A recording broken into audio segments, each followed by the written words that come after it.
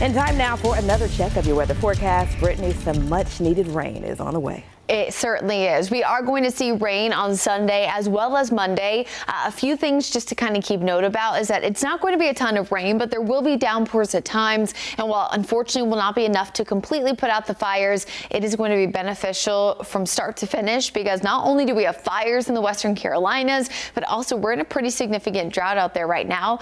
Futurecast rainfall, both of our models indicating, really all of our models, I guess, indicating 1/4 of an inch, upwards of an inch if we're lucky. Totals will likely be higher for western portions of the Carolinas as well as up to the mountains, which actually works out perfectly because those are the areas right now most impacted by the wildfires. But when we talk about beneficial but not enough to put the fires out, if you're a numbers person like me, here's kind of some of the data. You saw that highest number, close to an inch. Well, in order to get rid of Charlotte's drought completely, and we're just using Charlotte locally as an example here, but this is pretty much true across all of the Carolinas, in 1 month, we would need 9.5 to almost 14 inches to cure the drought. In 3 months, 15.5 or 22 inches to cure the drought.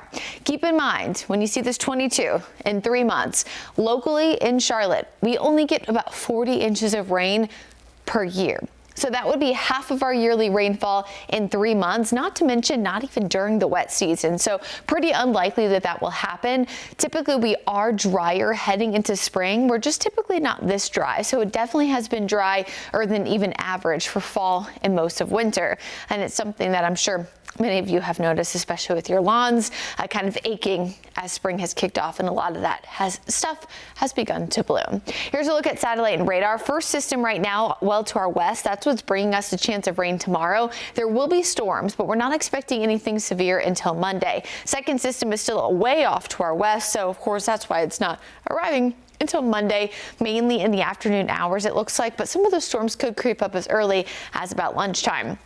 Here's Futurecast. I'm going to step away so you guys can see the bigger picture here with some of that rain coming in from the west. Here's tomorrow at noon. Most areas dry for Sunday morning, but we will start to see some of that spotty rain pushing in toward the mountains and west of 77 in the afternoon hours, so just after lunchtime. Eventually shifting a little bit closer to the Charlotte metro by 6.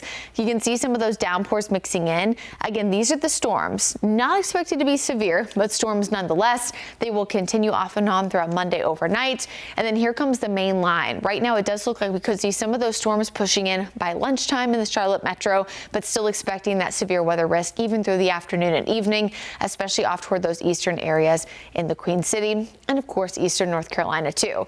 Pretty much all of the Carolinas under a moderate risk right now to see strong to severe storms. Main impact, probably not a surprise. We say this all the time. Gusty winds in excess of 60 miles per hour. But in this particular system, an isolated tornado cannot be ruled out. And we'll also watch that risk for quarter-sized hail as a lot of those updrafts are expected to be strong. So you can see that shaded in red in our Guy Roofing 7-day forecast. Drier heading into the rest of the week with a few showers and storms returning by the end of the week and heading into next weekend.